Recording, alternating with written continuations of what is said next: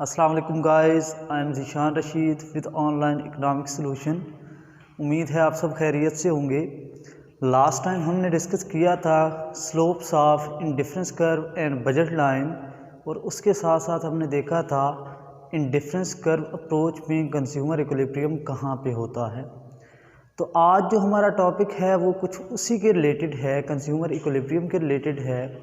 चूँकि हम indifference curve, budget line वगैरह डिस्कस कर चुके हैं, तो उसके बाद जो हमारा नेक्स्ट टॉपिक है वो है price consumption curve and income consumption curve. ये दोनों कर्व जो हैं ये क्या शो करती हैं? जो प्राइस कंजप्शन कर्व है PCC is the locus of points, एक लोकस ऑफ पॉइंट जो कि डिफरेंट पॉइंट्स को अगर हम मिलाएं तो उसको कहते हैं locus of point showing different quantity demanded at different prices. क्या मतलब कि जो प्राइस कंजप्शन कर्व है वो क्या शो करता है? वो शो करता है कि जब भी किसी चीज़ की प्राइस चेंज होगी तो प्राइस चेंज होने के बाद कंज्यूमर क्या रिस्पॉन्स में उसकी डिमांड बढ़ाएगा या कम करेगा। तो उन पॉइंट्स को मिलाने से जो कर्व मिलता है उसको हम कहते हैं प्राइस कंजप्शन कर्व। सेकंड है हमारे पास इनकम कंजप्शन कर्व। नाम क्या शो कर रहा है? नाम बता रहा है आपको कि ये क्या है, लोकस ऑफ पॉइंट। ये भी डिफरेंट पॉइंट्स को मिलाने से बनता है। क्या शो करते हैं वो पॉइंट्स? वो पॉइंट्स शो करते हैं कि कंज्यूमर चीज़ों की डिमांड, गुड्स की डिमांड कम या ज़्यादा करता है किसके रिस्पॉन्स में? इनकम में चेंज आने से। तो प्राइस कंजप्शन कर्व क्या है? जब किसी चीज़ की प्राइस कम या ज़्यादा होती है तो उसकी वजह से जो वो क्वांटिटी डिमांड ज़्यादा या कम करता है, चीज़ कम परचेज करता है या ज़्यादा करता है, तो हर एक प्राइस का जो पॉइंट होगा, हर एक प्राइस पे जो डिमांड का पॉइंट होगा, उन डिफरेंट पॉइंट्स को मिलाने से जो हमारे पास कर्व बनता है उसको हम कहते हैं प्राइस कंजप्शन कर्व। और इनकम कंजप्शन कर्व क्या है कि डिफरेंट इनकम के लेवल पे जो डिफरेंट डिमांड्स की जाती हैं चीज़ों की, तो उन पॉइंट्स को मिलाने से जो कर्व आता है उसको हम कहते हैं इनकम कंजप्शन कर्व। तो इसको डायग्राम से एक्सप्लेन करते हैं, देखते हैं कि प्राइस कंजप्शन कर्व और इनकम कंजप्शन कर्व कैसे डिराइव की जाती है। तो देखें लेफ़्ट साइड पे जो डायग्राम है मेरे पास, इसके ऊपर लिखा हुआ है मैंने ICC। क्या मतलब कि इनकम कंजप्शन कर्व। जो राइट साइड पे है उस पर मैंने लिखा हुआ है प्राइस कंजप्शन कर्व। देखें कि बजट लाइन हम स्टडी कर चुके हैं। जिन लोगों ने अभी ज्वाइन किया वो 2-3 लेक्चर्स प्रीवियस हमारे देख सकते हैं, वो बजट लाइन के रिलेटेड हैं। ये मैंने क्या किया, बजट लाइन ड्रा की, red line C to D। क्या शो करती है? ये शो करती है कंज्यूमर की इनकम के वो अपनी गिवन इनकम में X और Y की कितनी चीज़ें ले सकता है। C पॉइंट क्या शो करता है? क्योंकि उसकी इनकम गिवन है 30 रुपये और प्राइस ऑफ X 10 रुपये की है, प्राइस ऑफ Y 10 रुपये की है, दोनों चीज़ें 10-10 रुपये की हैं। तो ये C पॉइंट क्या शो करता है? C पॉइंट शो करता है कि अगर 30 रुपये जो है वो कंज्यूम कर दिए जाएँ Y गुड पे, क्योंकि Y एक गुड 10 रुपये की है, तो मैक्सिमम 3 चीज़ें 3 गुड्स परचेज़ की जा सकती हैं Y की।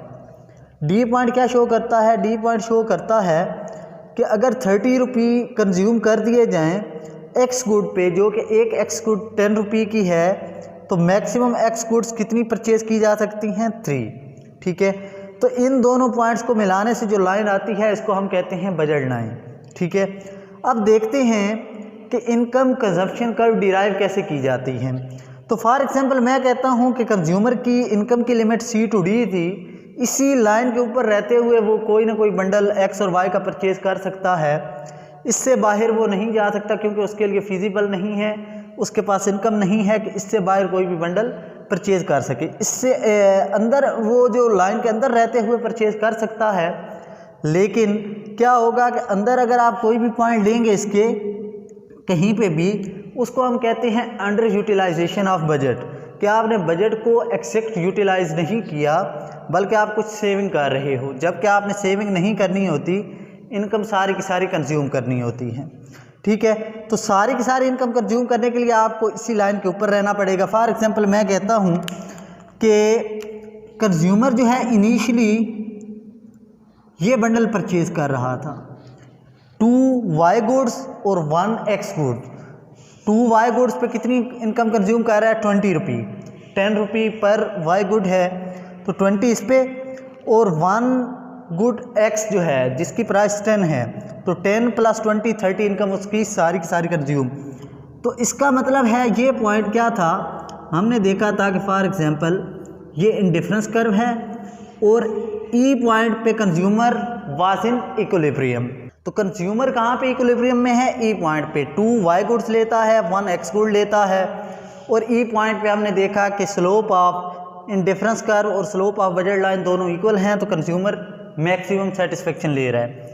इस पे भी लास्ट लेक्चर जो है वो आप देख सकते हैं कि स्लोप ऑफ इंडिफरेंस कर्व और बजट लाइन कैसे इक्वल हैं इस पॉइंट पे।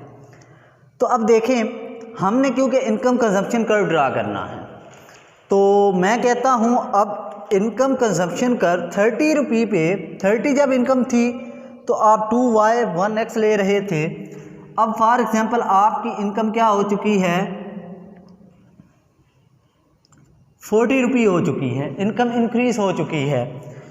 तो यकीनन जब इनकम इंक्रीज हो चुकी है तो आपकी बजट लाइन भी चेंज होगी, आपकी अफोर्डेबिलिटी लेवल आपका चेंज हुआ ना। पहले तो आप सी से डी पॉइंट के अंदर अफोर्ड कर सकते थे, अब चूंकि आपकी इनकम बढ़ चुकी है तो आप अफोर्ड भी ज़्यादा कर सकते हो। तो अब दोबारा ये लाइन हमें बनानी पड़ेगी बजट लाइन की। कैसे, फॉर एग्जांपल मैं कहता हूँ कि प्राइस ऑफ एक्स और प्राइस ऑफ वाई तो वही 10-10 हैं, लेकिन इनकम बढ़ चुकी है। पहले 30 इनकम थी तो वो मैक्सिमम वाई गुड्स कितनी ले सकता था, 3। अब 40 इनकम हो चुकी है, अब मैक्सिमम वाई कितना ले सकता है, 4 गुड्स परचेज कर सकता है वाई की। और इसी तरह एक्स गुड्स, एक गुड की प्राइस 10 है तो वो अब कितनी मैक्सिमम ले सकता है, 4। तो अगेन हम क्या करते हैं, इन दोनों पॉइंट्स को मिला देते हैं। इसको फॉर एग्जांपल मैं जी और एच का नाम देता हूँ। तो अब जो कंज्यूमर की इनकम का लेवल है वो है जी और एच, जिस पे रहते हुए उसने कोई ना कोई बंडल परचेज करना है। अब पहले वाला इक्विलिब्रियम नहीं रहेगा कंज्यूमर का, ये जो ई वाला है। क्यों?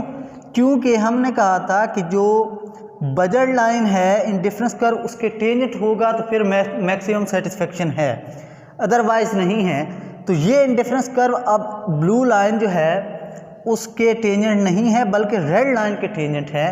तो इसको हमें टेंजेंट करना पड़ेगा ब्लू लाइन के, ठीक है। तो उसके लिए क्या होगा, हमें ये इंडिफरेंस कर्व ऊपर को शिफ्ट करना पड़ेगा।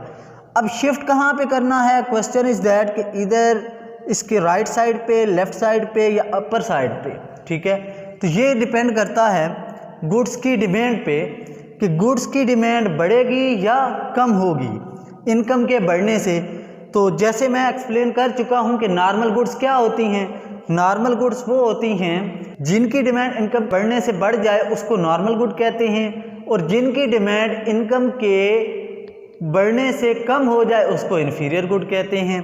तो अब ये आप पे डिपेंड करता है कि आपकी इनकम जब बढ़ी तो आपने एक्स गुड को इन्फीरियर लिया या वाई गुड को इन्फीरियर लिया, एक्स गुड को आपने नॉर्मल लिया या वाई गुड को नॉर्मल लिया, दोनों को नॉर्मल लिया या दोनों को इन्फीरियर लिया, ठीक है, या दोनों में एक इन्फीरियर और एक नॉर्मल है, ठीक है।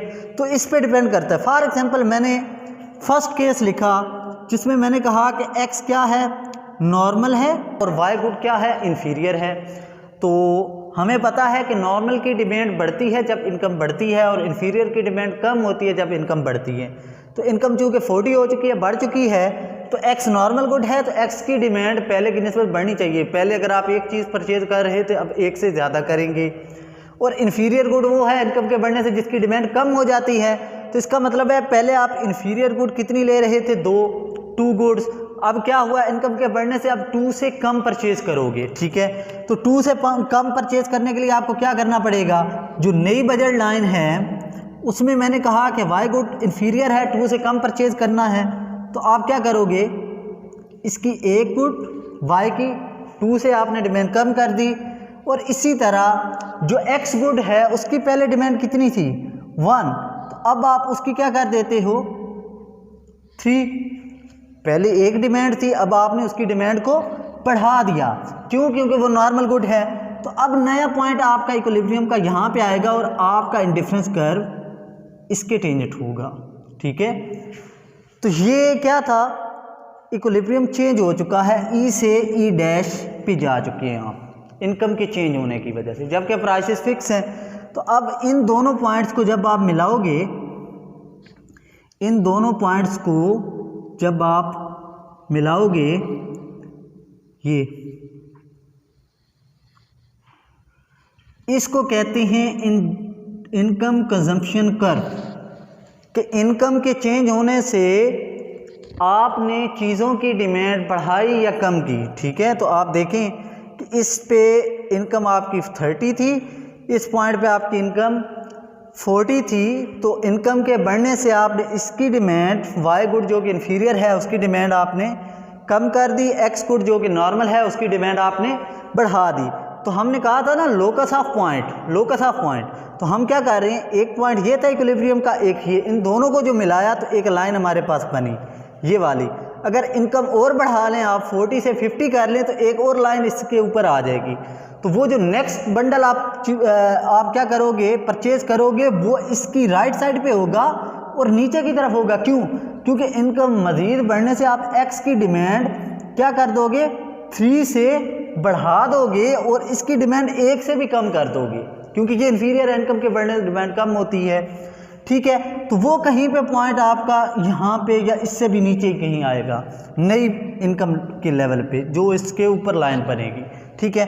तो इन पॉइंट्स को मिलाने से जो कर्व बनता है उसको कहते हैं इनकम कंजम्पशन कर्व। और ये याद रखें कि इस केस में जब एक्स गुड नॉर्मल हो और वाई गुड इन्फीरियर हो तो आपका income consumption curve negative slope है, नीचे की तरफ जा रहा है।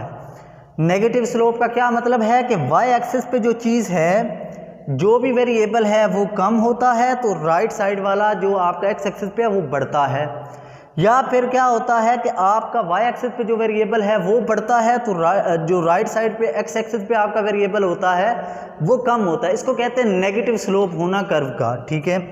तो देखें हम इधर से जब ई डैश पे पहुंचे थे तो हमने वाई को कम किया और एक्स को बढ़ा दिया, इसलिए हम कहते हैं कि ICC इनकम कंजम्पशन कर्व क्या होता है, नेगेटिव स्लोप होता है। किस केस में, जब एक्स नॉर्मल गुड हो और वाई इन्फीरियर गुड हो। अगर क्या हो जाए कि एक्स गुड इन्फीरियर हो जाए और वाई गुड नॉर्मल हो जाए, तो उस केस में क्या होता है, इसी के अपोजिट रिवर्स ऑर्डर बन जाता है। वो कुछ फॉर एग्जांपल मैं कहता हूँ इस तरह का बनेगा।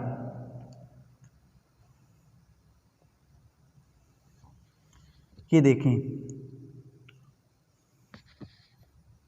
एक इक्विलिब्रियम फॉर एग्जांपल आपका यहाँ पे था, अब आपका नया इक्विलिब्रियम जो है वो कहाँ पे होगा, यहाँ पे, ठीक है। मतलब क्या कि पहले आप 2x परचेज कर रहे थे और 1y परचेज कर रहे थे, तो आपकी इनकम बढ़ी और आपने कहा कि x क्या है, दूसरा केस क्या है, x इन्फीरियर है और y जो है वो नॉर्मल है, ठीक है। तो अब क्या हुआ, इनकम के बढ़ने से x क्योंकि इन्फीरियर है उसकी डिमांड कम हो जाएगी। तो इनिशियली आप यहाँ पे थे, यहाँ पे 2x ले रहे थे और 1y ले रहे हैं, ठीक है। तो आपकी इनकम क्या हो चुकी है, बढ़ चुकी है। इनकम के बढ़ने से क्योंकि x इन्फीरियर है उसकी डिमांड आप क्या करोगे, कम करोगे। तो 2 से कम डिमांड होनी चाहिए। तो नई जो लाइन बनेगी इनकम के बढ़ने से, हमने ये पॉइंट लिया, ये वाला, ठीक है। तो इस पे आपने क्या कर दिया, 2 से डिमांड x की 1 कर दी, ठीक है। और पहले क्या था, 1 था इसकी डिमांड y गुड की, नॉर्मल जो कि है इस केस में। और अब क्योंकि नॉर्मल है तो इनकम के बढ़ने से आप डिमांड भी बढ़ा दोगे। तो आप क्या कर रहे हो, यहाँ पे देखें, y की 3 डिमांड कर रहे हो, x की 1। पहले क्या था, e पे क्या था, सिंपल e पे क्या था, 2x 1y। जब इनकम बढ़ी तो 1x 3y, ठीक है। तो इस केस में भी अगर आप देखें ई से ई डैश पॉइंट, तो इनकम कंजम्पशन कर्व आपका क्या है, नेगेटिव है। आपने एक को कम किया दूसरे को बढ़ा दिया, या दूसरे को कम किया एक को बढ़ा दिया, इसको कहते हैं नेगेटिव स्लोप। तो इनकम कंजम्पशन कर्व में अगर एक्स गुड क्या हो, नॉर्मल हो, तो फिर और वाई गुड इन्फीरियर हो तो नेगेटिव स्लोप। अगर वाई गुड नॉर्मल और एक्स गुड इन्फीरियर हो तो फिर भी क्या होता है, नेगेटिव स्लोप होता है। अब नेक्स्ट क्या है हमारे पास, अगर दोनों गुड्स क्या हो जाएं, नॉर्मल हो जाएं, दोनों goods normal x and y normal हैं, उस केस में क्या होना चाहिए, उस केस में हमारे पास कुछ इस तरह का हम बनाएंगे कि x गुड क्योंकि नॉर्मल है और y गुड भी नॉर्मल है, तो दोनों की डिमांड बढ़ेगी इनकम के बढ़ने से। ठीक है, जैसे मैंने ये पॉइंट लगाया हुआ था, ये वाला जो कि शो कर रहा है 30 इनकम है हमारे पास। ठीक है, और मैक्सिमम 3x ले सकते हैं, 3y ले सकते हैं। अब इनकम हमारे पास क्या हो चुकी है, फॉर एग्जांपल 50 हो चुकी है, जिसमें आप अब मैक्सिमम 5y ले सकते हो और मैक्सिमम x 5 ले सकते हो। देखें, क्योंकि अब क्या है, x और y दोनों नॉर्मल हैं। नॉर्मल की डेफिनेशन क्या है, इनकम के बढ़ने से डिमांड का बढ़ना। अब इनकम आपकी 30 से 50 हो चुकी है, तो x भी ज़्यादा परचेज करोगे और y भी। तो x फॉर एग्जांपल मैं कहता हूँ कितना, आप 3 लेते हो और ये देखें, अब नया इक्विलिब्रियम ये है फॉर एग्जांपल ई डैश, जहाँ पे पहले मैं 2x 1y ले रहा था, अब जैसे ही इनकम 50 हुई तो 3x और 2y ले रहा हूँ। दोनों की डिमांड मैंने क्या कर दी, बढ़ा दी, दोनों की डिमांड को बढ़ा दिया। तो अब ये जो दो पॉइंट्स मेरे पास आए हैं, इनको अगेन मैं क्या कर दूंगा, मिला दूंगा। इसको मैं कहूँगा ICC, इनकम कंजप्शन कर्व। तो देखें इस केस में क्या हुआ कि इनकम कंजप्शन कर्व आपका मुस्बत है, मुस्बत झुकाव है, मीन के पॉजिटिवली स्लोप्ड है। क्यों, क्योंकि दोनों गुड्स क्या हैं, नॉर्मल हैं। तो याद रखें, नॉर्मल के केस में इनकम कंजप्शन कर्व क्या होता है, पॉजिटिव स्लोप। जब एक नॉर्मल एक इंफीरियर हो तो नेगेटिव स्लोप। थर्ड केस जो है हमारा वो होता है अगर दोनों इंफीरियर हो जाएं, क्या हो जाएं, दोनों गुड्स क्या हो जाएं, x एंड y आपकी इंफीरियर हो जाएं, तो उस केस में क्या होता है, वो आप ग्राफिकली फिजिबल नहीं है कि आप शो कर सकें। क्यों, क्योंकि x और y अगर दोनों इंफीरियर होंगी तो इंफीरियर की डेफिनेशन क्या होती है, इनकम के बढ़ने से आप डिमांड को कम करते हो। तो इनिशियली अगर आप 2x 1y यूज़ कर रहे थे, इनकम के बढ़ने से आपकी बजट लाइन बाहर को शिफ्ट होगी, मीन कि अब आप मैक्सिमम x 5 और मैक्सिमम y 5 ले सकते हो। तो अब इस पॉइंट से आगे तो आप मूव ही नहीं कर सकते। क्यों, क्योंकि दोनों इंफीरियर हैं, इनकम के बढ़ने से आपने डिमांड को तो कम करना है। इन पॉइंट से बाहर जैसे ही आप जाओगे तो यकीनन आपको एक गुड की डिमांड ज़्यादा करनी पड़ेगी, एक की कम करनी पड़ेगी, या दोनों की डिमांड ज़्यादा करनी पड़ेगी। जबकि ये दोनों इंफीरियर गुड्स होंगी तो ये पॉसिबल नहीं है। दोनों इंफीरियर के केस में इनकम के बढ़ने पे आपको दोनों की डिमांड कम करनी पड़ती है, दोनों की डिमांड कम करनी पड़ती है, जो कि आप इसमें शो नहीं कर सकते। क्यों, क्योंकि जैसे ही आप इस लाइन के ऊपर कहीं पे भी आएंगे तो या तो आप इधर आएंगे जहाँ पे आप x और y दोनों की डिमांड बढ़ा रहे हो, या इससे राइट साइड पे आएंगे जिसमें आप शो करोगे कि x की डिमांड बढ़ा रहे हो, y की कम कर रहे हो, या इससे ऊपर आएंगे जिसमें आप शो करेंगे y की डिमांड बढ़ा रहे हो और x की कम कर रहे हो। तो यकीनन एक न एक की डिमांड आप ज़रूर बढ़ा रहे होंगे, जबकि इनकम के बढ़ने से इन्फीरियर की डिमांड नहीं बढ़ती। जब दोनों इन्फीरियर हैं तो दोनों में एक की भी डिमांड नहीं बढ़नी चाहिए। तो ये वाला केस आप इसमें नहीं शो कर सकते। तो लास्ट है हमारे पास price consumption curve. Price consumption curve देखते हैं क्या होता है। वो सिंपल है कि इसमें हमने ये कहा कि प्राइसेस फिक्स रहती हैं लेकिन इनकम आपकी चेंज होती रहती है। इस केस में हम क्या कहते हैं, इनकम फिक्स रहती है लेकिन प्राइसेस चेंज नहीं होती। और एक और चीज़ यहाँ पे अक्सर क्वेश्चन कर लिया जाता है कि ये कर्व जो लाइन मैंने बनाई ये ज़ीरो से स्टार्ट क्यों हुई। इसका मतलब ये है कि जब आपकी इनकम ज़ीरो होगी तो आप x और y ज़ीरो कंज्यूम कर रहे हो। ठीक है, तो ज़ीरो से स्टार्ट होने का ये मकसद है। अब इधर आ जाएं, इनकम कितनी है, फॉर एग्जांपल 30, प्राइसेस 10 और 10, दोनों की प्राइसेस 10 हैं। अब फॉर एग्जांपल मैं आपसे कहता हूँ कि क्योंकि प्राइस कंजप्शन कर्व में हमारे पास इनकम चेंज नहीं होती, इनकम चेंज नहीं होती, प्राइस चेंज होती है। तो देखें, अब फॉर एग्जांपल मैं कहता हूँ प्राइस ऑफ x क्या हो चुकी है 5, जबकि प्राइस ऑफ y वही है 10, तो इनकम कितनी है 30। तो y की तो आप मैक्सिमम पहले जब प्राइस 10 थी दोनों की, y की मैक्सिमम 3 और x की भी 3 ले सकते थे। अब क्या हुआ कि जब प्राइस ऑफ एक्स 5 हुई, प्राइस ऑफ वाई 10 है, तो अगेन अगर आपसे कोई पूछे कि वाई गुड्स कितनी ले सकता है, तो क्योंकि प्राइस ऑफ वाई तो वही है तो वो 3 ही ले सकेगा। जबकि एक्स के केस में क्या है कि अब प्राइस 5 है और 30 कंज्यूम करना चाहे एक्स गुड पे, तो अब कितनी चीज़ें ले सकते हैं एक्स की? पहले ले सकता था 3 जब प्राइस 10 थी, 30 इनकम थी। अब क्योंकि प्राइस 5 है तो 30 रुपये में वो 6 चीज़ें ले सकता है। तो अब ये स्टार्टिंग पॉइंट तो यही रहेगा। ये देखें, ये रेड लाइन ये क्या शो कर रही है? ये शो कर रही है कि अब नई प्राइस पे कंज्यूमर इसके ऊपर रहेगा। क्यों? क्योंकि फॉर एग्जांपल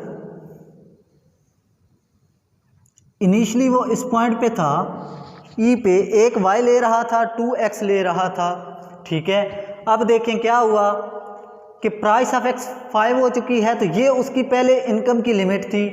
अब क्या है कि x की प्राइस कम होने से अब x वो डबल परचेज कर सकता है क्योंकि उसकी प्राइस हाफ हो चुकी है। तो देखिए पहले मैक्सिमम 3 अब मैक्सिमम 6 ले सकता है। जबकि y की प्राइस चेंज नहीं हुई तो उधर से लाइन वहीं से स्टार्ट हुई जहाँ से पहले स्टार्ट हुई थी। अब यकीनन क्या करेगा वो, क्योंकि x की प्राइस क्या हुई, कम हुई, तो अब x ज़्यादा परचेज करेगा y की निस्बत, तो कहीं यहाँ पे ई डैश अब उसका इक्विलिब्रियम यहाँ पे होगा।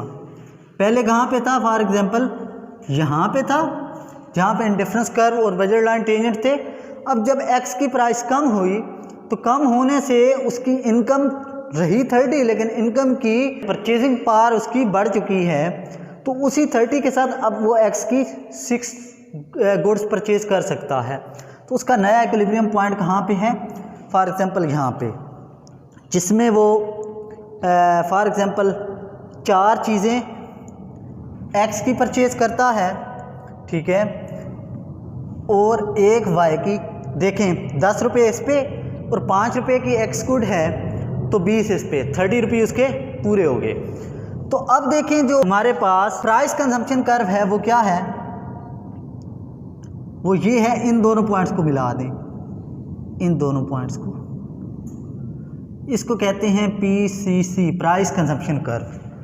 पहले इक्विलिब्रियम यहाँ पे था, जब x गुड की प्राइस कम हुई तो नया इक्विलिब्रियम यहाँ पे आया, ठीक है। तो 2 इक्विलिब्रियम आ चुके हैं, ई डैश और ई। इन दोनों पॉइंट्स को जब आपने मिलाया तो जो लाइन हमारे पास आई जिसको हम कहते हैं प्राइस कंजम्पशन कर्व, ये भी क्या है? बेसिकली लोकस ऑफ पॉइंट है। डिफरेंट पॉइंट्स को मिलाने से हमारे पास कर्व बना।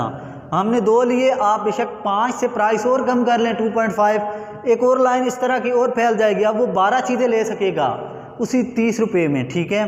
तो एक और इक्विलिब्रियम आ जाएगा उसका, उस तीसरे पॉइंट को भी इनके साथ मिला लें तो क्या हो जाएगा? आपके पास प्राइस कंजम्पशन कर्व आ जाएगा। अब रही बात, स्टूडेंट आस्क्ड द क्वेश्चन कि आपने इनकम कंजम्पशन कर्व में 0 से कर्व स्टार्ट किया, जबकि प्राइस कंजम्पशन कर्व में आपने वाई गुड जहाँ पे थी वहाँ से स्टार्ट लिया। उसकी क्या रीज़न है? उसकी सिंपल रीज़न ये है कि देखें जैसे जैसे ये लाइन अंदर को मूव करती जाएगी, ठीक है, यहाँ क्यों हम जा रहे हैं? क्योंकि प्राइस कम हो रही है। अगर बढ़ती जाएगी तो हम इधर को आते जाएंगे। एक पॉइंट वो आएगा कि x की इतनी प्राइस बढ़ जाएगी कि आप x क्या करोगे? 0 परचेज करोगे और y की 3 गुड्स जितनी पहले थी, क्योंकि उसकी प्राइस तो चेंज नहीं हो रही।